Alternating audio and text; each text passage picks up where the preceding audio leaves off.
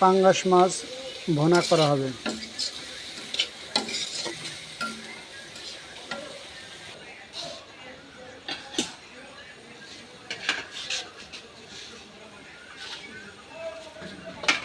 মাছটা অনেক বড়, প্রায় 3 কেজি সাইজ।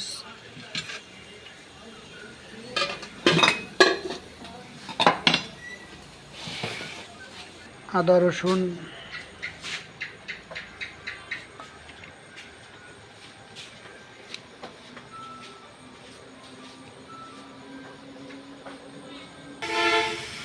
মশলা বাটা শেষ।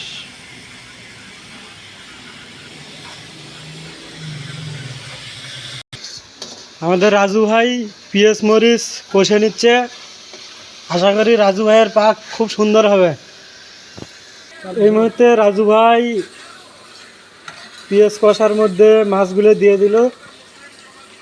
আসলে দেখেই মনে হচ্ছে এখনই খেয়ে ফেলি, তার পাকটা খুব সুন্দর লাগে। আর এমন অবস্থা শুরু হয়েছে, দেখুন আমাদের মিল্লাত ভাই পাক দেখে উঠে আসছে।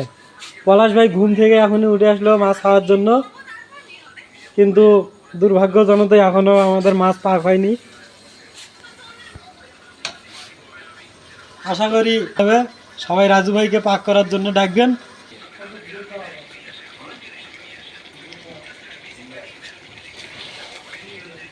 রান্না প্রায় শেষের দিকে।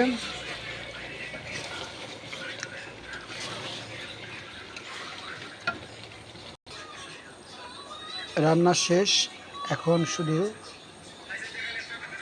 খাওয়ার পালা।